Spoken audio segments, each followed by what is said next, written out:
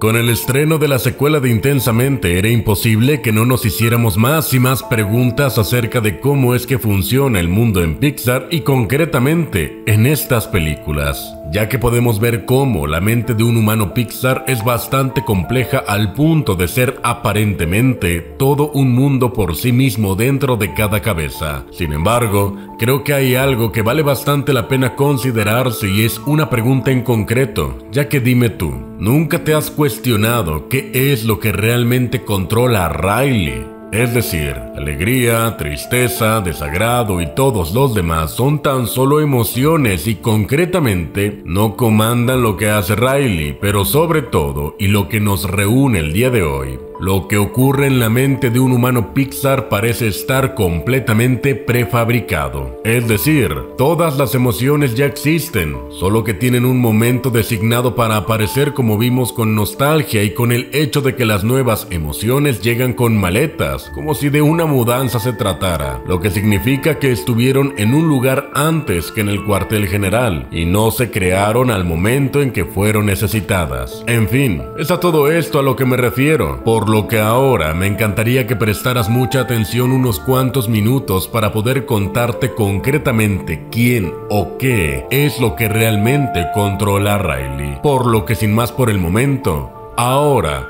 comenzamos.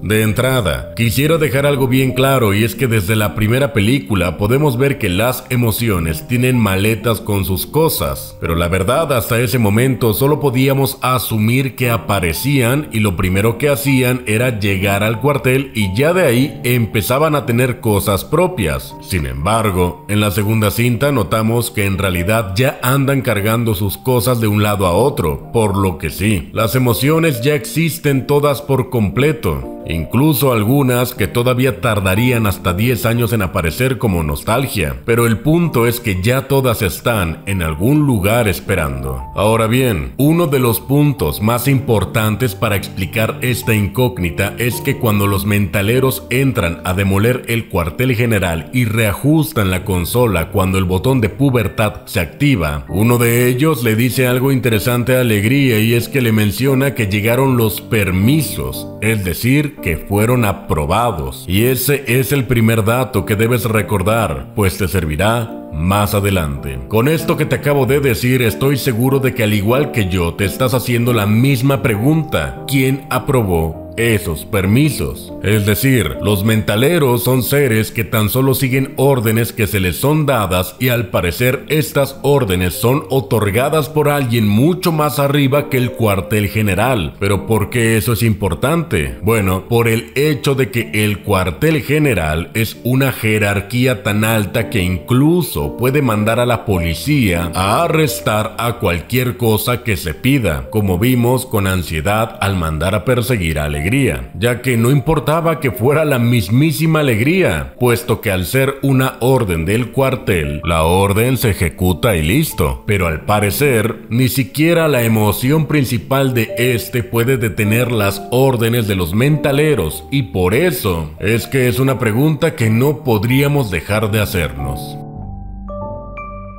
Ahora bien, ¿qué otras pistas tenemos que nos pudieran ayudar a resolver este misterio? Bueno, veamos un poco en la primera cinta. Como bien sabemos, Alegría solía poner a Tristeza a leer los manuales para hacerla perder tiempo y que así se mantuviera alejada de la consola lo más que le fuera posible. Sin embargo, lo más obvio de esto es eso precisamente: ¿por qué hay manuales? Es decir, así como los mentaleros tienen órdenes de demoler el cuartel y alterar la consola, las emociones centrales también tienen ciertos lineamientos que acatar, por así decirlo. Así que ahora no tenemos una duda, sino dos: ¿quién da las órdenes y quién crea los manuales? Por último, hay un dato más que se nos estaría siendo dado por Nostalgia y que no hemos observado, y es que sí, ya gracias a ella sabemos que las emociones existen desde siempre, solo que tienen un momento concreto en el cual aparecer, ya que así como Ansiedad surge en la pubertad, seguro que Nostalgia saldrá en la adultez cuando Riley recuerde su niñez, por ejemplo. Sin embargo, hay algo que dijo Ansiedad que podría ayudarnos, y es que ella ya sabe cuándo y qué tiene que ocurrir para que Nostalgia llegue al cuartel. Sin embargo, aquí un detalle importante: Ansiedad sabe cosas que Riley no tendría por qué saber. Es decir, ¿cómo Riley podría siquiera pensar en que sentirá nostalgia después de 2 graduaciones y en la boda de una amiga mientras se encuentra apenas en secundaria? Ese pensamiento claramente no es suyo, sino únicamente de Ansiedad, la cual en ese momento no estaba hablando de algo que Riley estuviera viviendo, sino que se encontraba hablando de que Nostalgia aparecerá en determinadas circunstancias, por lo que esto nos deja una sola respuesta: todo ser humano en Pixar tiene una programación establecida desde su nacimiento hasta su muerte, por lo que creo que a este punto puedes ir deduciendo por dónde va este asunto.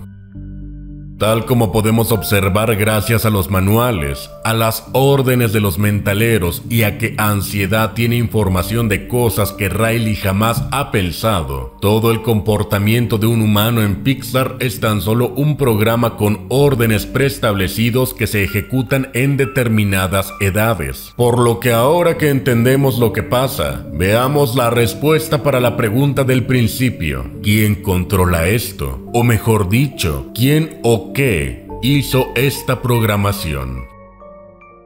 La respuesta a esto no puede ser otra que precisamente el alma. Tal como alguna vez había teorizado para explicar el funcionamiento del universo Pixar y ahora posiblemente confirmado con esta película, todo en la mente de un humano Pixar está completamente prefabricado desde antes de su nacimiento, es decir, desde el gran antes, el seminario del yo. Como bien nos explican en la presentación respecto a este seminario, todas las almas reciben una personalidad, siendo enviadas a las distintas islas de pensamientos, resultando en personas unas más y otras menos normales, tal como podemos apreciar en la primera, que dice ser un agradable escéptico cauteloso pero extravagante, luego el tímido irritable peligrosamente curioso, y así hasta llegar al megalómano manipulador peligrosamente oportunista, del que incluso uno de los Jerrys menciona que podría acabar con un país entero como si de político socialista se tratara. Es por esto que son distintas las emociones que lideran en cada cabeza que vemos, ya que sí, pese a que seguramente de adultos cambian algunos lugares, podríamos pensar que alguien con una personalidad optimista tendría alegría al centro, una persona irritable a furia, y el megalómano manipulador tal vez no tenga tristeza, por ejemplo. Es por esto que podemos asumir que lo que verdaderamente controla a Riley, ejecuta órdenes para los mentaleros, genera los manuales de usuario y da la información de cuándo debe aparecer una nueva emoción, no es otra cosa más que el alma, moldeada desde el gran antes con una personalidad, y con esto, todo el programa que el humano ejecutará en su mente, definiéndose así las distintas personalidades que cada persona presenta en el universo Pixar.